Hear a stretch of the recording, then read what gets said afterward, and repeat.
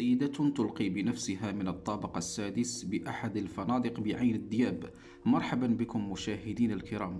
وقبل الخوض في تفاصيل هذه الحادثة، لا تنسوا بالإعجاب بالفيديو والاشتراك في القناة لتتوصلوا بأخبارنا المغربية، وإليكم التفاصيل.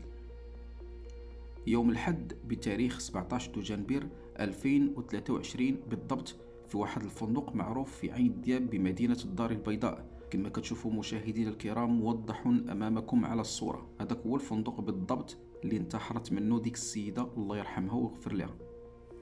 هاد السيدة على حسب ما توصلت به أخبارنا المغربية كانت جات على أساس تكري شومبر كباقي الزبناء في الفندق، وكان لسوء الحظ اختيارها هو الطابق السادس.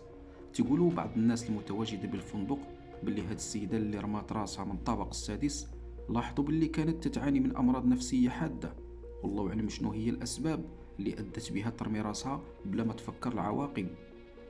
سجلت هذه الجريمة مشاهدينا الكرام من الجرائم الغامضة. إلى ما ظهرت شي خيوط مع الوقت تساعد رجال الشرطة التقنية والعلمية، وفي الحين حضرت الناس ديال الوقاية المدنية وكذلك الناس الأمن والشرطة التقنية والعلمية لعين المكان بخصوص هذه الواقعة اللي خلات الناس المتواجدين بالفندق في واحد الحالة ديال الصدمة، وحتى المرة اللي كانوا دايزين من مكان الحادث.